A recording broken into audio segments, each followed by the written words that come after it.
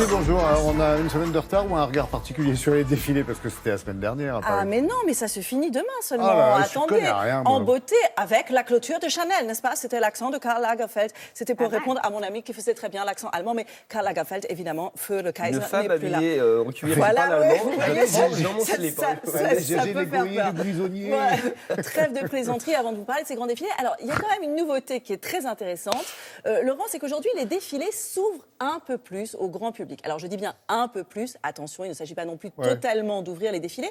Mais par exemple, à Londres, lors de la précédente de la Fashion Week là, qui a eu lieu, eh bien, on pouvait, les gens pouvaient acheter un ticket pour assister à 6 défilés. Donc, c'était un peu pour tout le monde. Alors là, on voit une grande maison de couture. À Paris, ils n'ont pas fait ça. Alors, à Paris, c'est un peu différent. Là, vous avez vu les backstage d'une très grande maison de couture dans laquelle on va se rendre. Mais aujourd'hui, grâce aux internets, comme vous disiez très bien, hein, les infos qu'on trouve Ne lui sur les redonnez jamais la parole. Donc, grâce aux fameux internets, comme on dit, eh bien, en fait, aujourd'hui, les influenceurs ont pris le relais. Et donc, il y a des influenceurs qui ne sont pas forcément d'énormes influenceurs, qui sont invités dans des défilés, mais qui, du coup, vont pouvoir, en avant-première, balancer des images. Et donc, ça donne un peu un autre regard. Si vous voulez, ça ouvre un peu un endroit qui était quand même extrêmement fermé et réservé exclusivement aux professionnels et aux stars.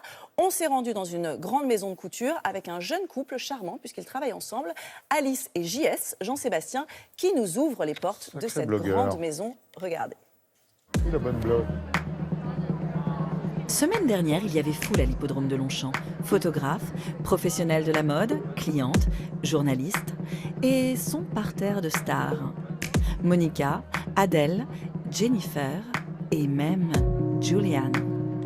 Alice et Jean-Sébastien, son compagnon, étaient eux aussi bel et bien habillés pour ce défilé.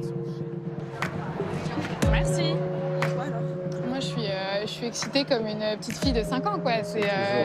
C'est génial. À chaque fois qu'on assiste à un défilé comme aujourd'hui chez Dior, je me sens hyper privilégiée.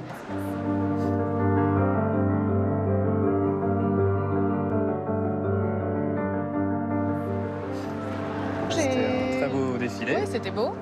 Là. Moi, j'ai beaucoup aimé le setup, tout avec tous les arbres qui, d'après ce que j'ai compris, vont être replantés par la suite. La mode commence à prendre s'intéresser, conscience, et c'est bien.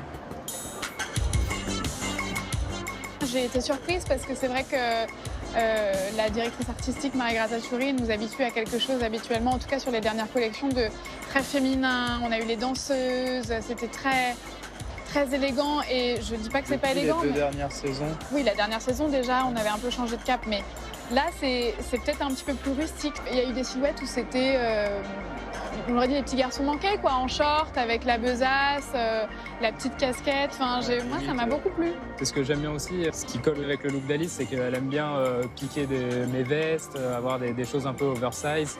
Et là, il y avait beaucoup de silhouettes où les filles avaient plus ou moins des silhouettes masculines, ouais, presque. Initialement, c'est pour les acheteurs, les journalistes. Ça s'est ouvert au digital avec les influenceurs. C'est une bonne chose. Je pense qu'en effet, Instagram a bien démocratisé ça. Je n'avais pas espéré pouvoir accéder à des défilés, parce que pour moi, c'est un rêve qui devient un peu réalité, ouais.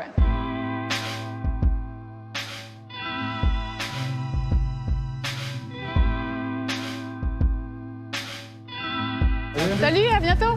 Ouais, à bientôt. Mais encore, comme À très vite. le disait un célèbre confrère. Alors, donc, on a vu Alice et Jean-Sébastien nous disant au revoir. Il y avait évidemment Monica Bellucci, Julianne Moore, j'en passe et des meilleurs. Alors, ce qui est intéressant, c'est de voir que là, donc, chez Dior, on a fait vraiment un très bel hommage aux herbes folles, au jardin de Catherine Dior. Oui. Des arbres qui vont être replantés, je le tiens à le préciser, parce que Chanel avait fait ça justement, sauf que ça avait fait scandale, les arbres n'avaient pas été replantés. Là, évidemment, initiative écologique. Dans les grandes tendances, les herbes folles, mais aussi les couleurs vives qu'on a pu apercevoir chez Rochas. Je lui donne un peu mon petit best-of de la semaine.